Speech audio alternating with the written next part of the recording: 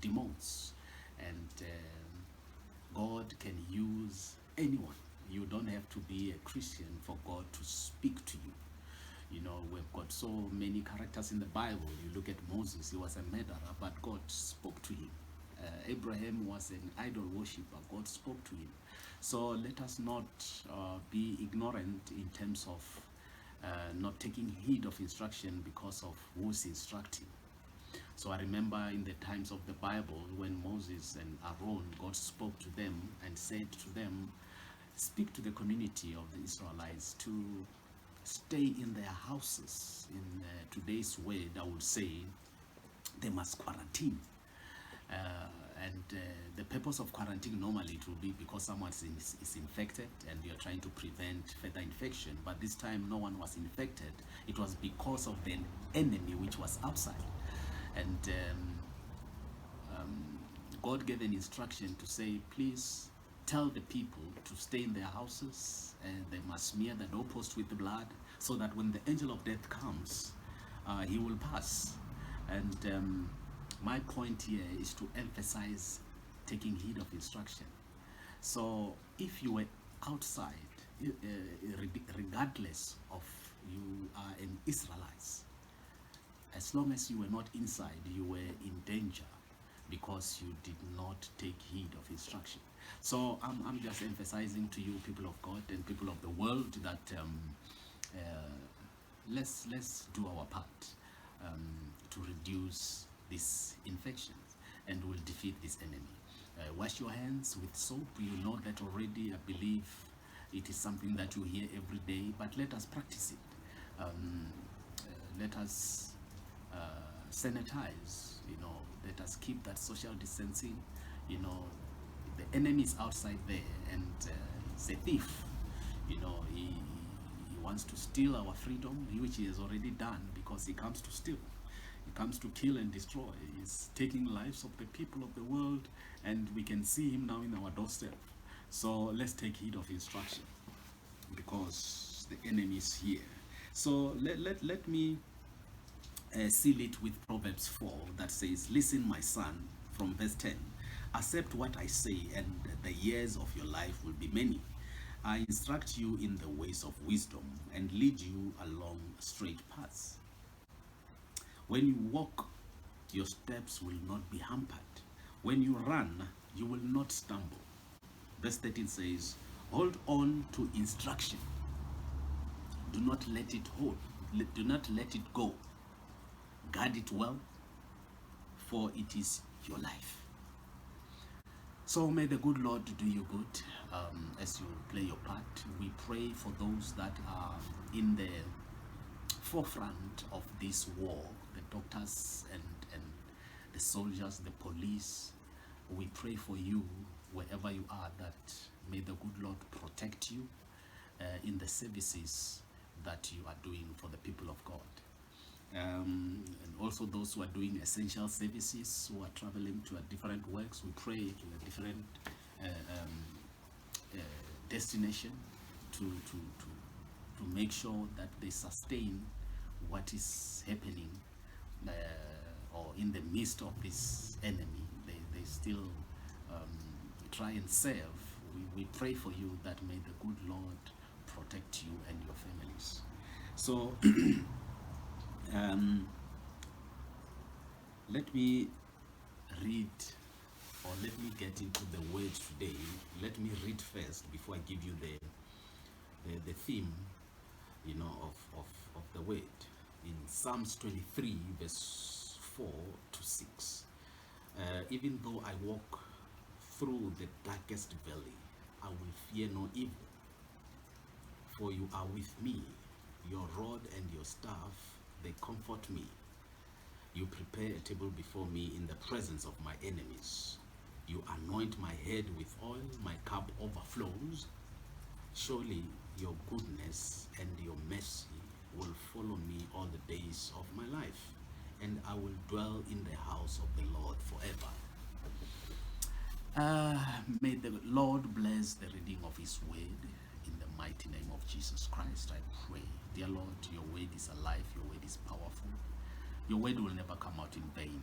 Let it change, whoever it comes into contact with. Let it change our perception. In the name of Jesus Christ, I pray. Amen. Last week we spoke about Psalms, especially verse 4, wherein we were talking about the light of the world, that you are the light. And we're saying, because the Lord is our shepherd, even though we walk through the valley of shadow of death, we will not fear evil. And it was showing us that in the midst of evil, we choose not to fear. But today, I'm not going to talk about the light of the world. I'm continuing with the same psalm, but today I'm going to talk about, can you see, can you identify the table in the midst of the enemy? Are you able to see the light in the end of the tunnel? So, verse 5 says, you prepare a table before me in the presence of my enemy. So, you can see that God is intentional about what he's doing. He got it ready. He's preparing it. When someone is preparing, is to get something ready. And he's not just doing it as God alone.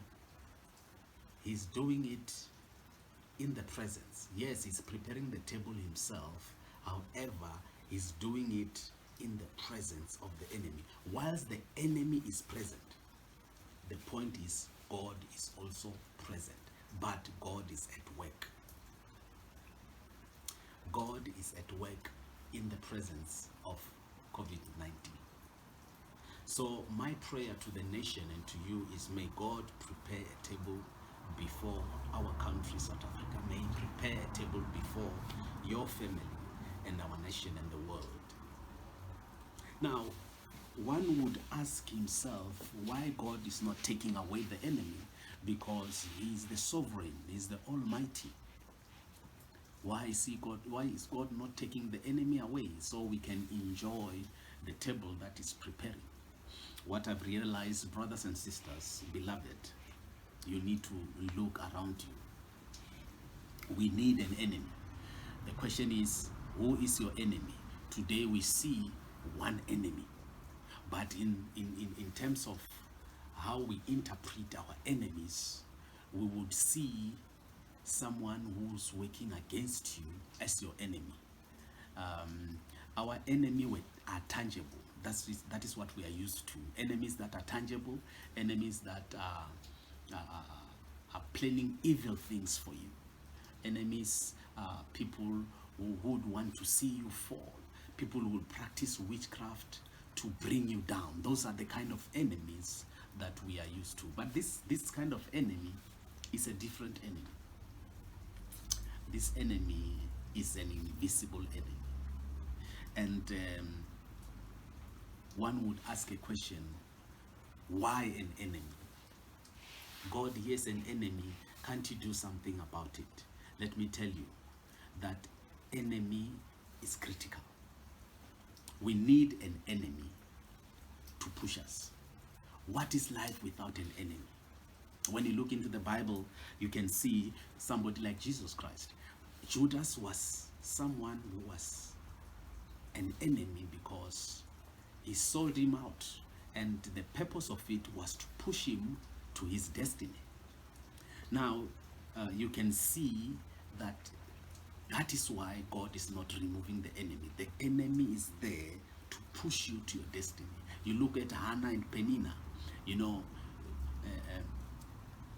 an enemy can help you identify some potential and abilities that you were not aware of, you know, just because the enemy is present. And then Joseph and his brothers, they were an enemy because they were not wishing him well. They sold him. But when you look at the end of it, it was critical for such an enemy because it pushed him to his destiny. So we are in the midst of the enemy, and God is preparing a table in the midst of this enemy. I can give an example with myself also. During my youth days, I had my lovely cousin.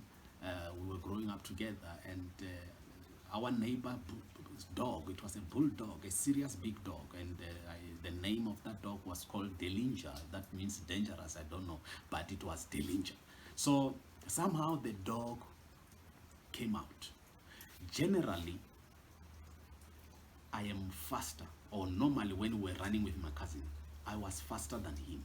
But that day, when Delinja came out, I realized that my cousin is quick because he was ahead of me. And when you look at it, that tells you that when the enemy is there, there are certain things that we can discover because the enemy is behind. You know, I was running very fast, but this man was ahead of me. That tells you that an enemy is necessary to push you. Now, God is preparing a table in the presence of enemy, and he's not taking the enemy away. He does not take the enemy away. The table is prepared whilst the enemy is there. In other words, in the midst of danger, God can still provide to his people. When everything is against me, God creates opportunities. Allow me to tell you that there's something that God is doing in the midst of this enemy. There's something that God is doing in the midst of this enemy. The question is, can you see the table? Are you able to identify, or the enemy has been amplified to a point that there's a veil on your eyes, you only see the enemy? And I'm here to tell you, in the presence, God is preparing the table in the presence of the enemy that all of us, we can't even touch, but we know the enemy is here.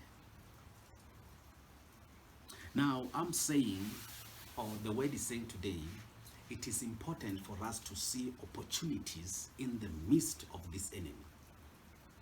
As Africans, can we be self-sufficient and not depend on other nations?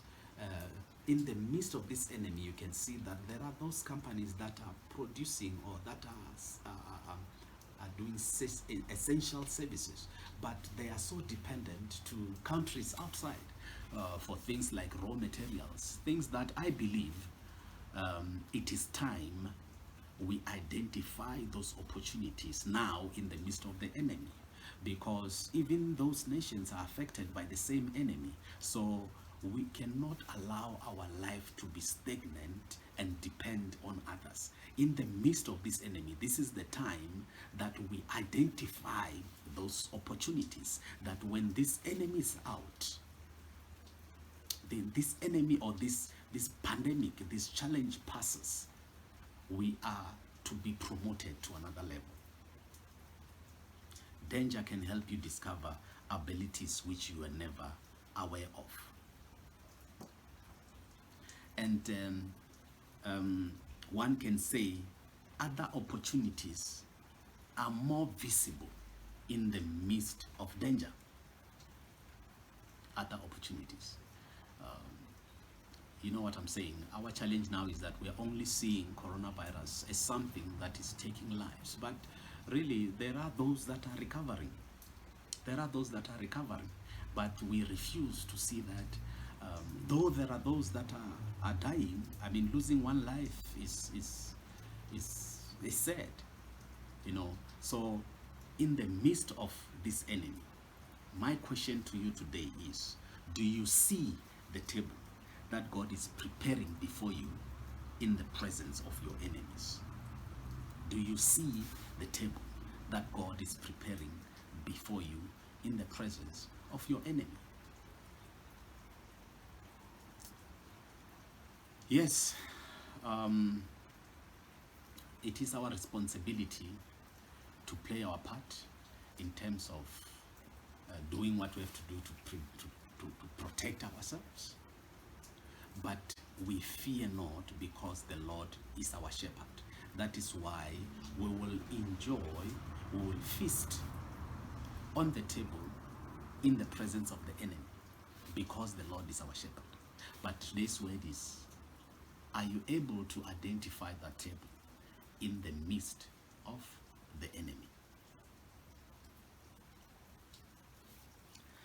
Okay, let me continue. It says, you prepare a table before me in the presence of my enemies. You anoint my head with oil. In other words, you receive favor in the midst of calamity. And not only that, my cup overflows. You receive abundance, in the presence. God is doing it in the presence of an enemy. I've shown you the purpose and the potence of an enemy, that you are to identify. The enemy is there to push you to be able to see some potentials that you were not aware of. And God is preparing that table full of opportunities as individuals, as a country, as a nation, so your cup will overflow during this time, because the Lord is our shepherd. Surely your goodness and love will follow me all the days of my life. We are only seeing coronavirus following us. Let us see the goodness. Let us see the love and mercy as something that is following us, and it will follow us all the day of our lives. Why? Because the Lord is with us. And my plea to you is, don't seek the Lord only to defeat your enemies. Also seek the Lord to dwell. You must seek to dwell in the house of the Lord forever. Our challenge today is we only seek the Lord in times of trouble. So verse 6 says, surely your goodness and love will follow me all the days of my life, and I will dwell in the house of the Lord forever. After the Lord has defeated our enemy, it is our responsibility to dwell in the house of the Lord forever. You might be here and saying, it doesn't make sense to me, my brother, my sister. It is possible. It doesn't matter where you are. You can accept Christ as your personal Savior by just praying this prayer after me. You just have to believe with your heart, and spiritual world is transforming your life. It might not make sense, but faith comes through hearing, and hearing the word of God. And I believe after this prayer, you will grow in knowledge of the word, and it is up to you to seek that knowledge, to understand more. But this part is important, that you pray with me, that you accept Christ as your personal Savior wherever you are. Say, Lord Jesus, I've heard your word. I believe with my heart that Jesus Christ is Lord. I confess with my mouth that he died for me. I confess with my mouth that my life will never be the same again. I accept him in my heart, and I say, lead my life in the mighty name of Jesus Christ. Amen. So I believe the Lord has said something to you, and in the midst of this enemy, you'll be able to identify those opportunities. So last but not least, let us take care of one another. You know, people might not care how much you know, but they will care how much you care. You know, you can know more about them, but doing nothing about it. they care less. My point being, those, they say caring is sharing, sharing is caring. So let us share what we have with those that don't have, and still exercising what we need to exercise in terms of protecting ourselves. May the good Lord bless you wherever you are. Enjoy your Sunday, and stay in your homes, and stand in the gap. God bless you all.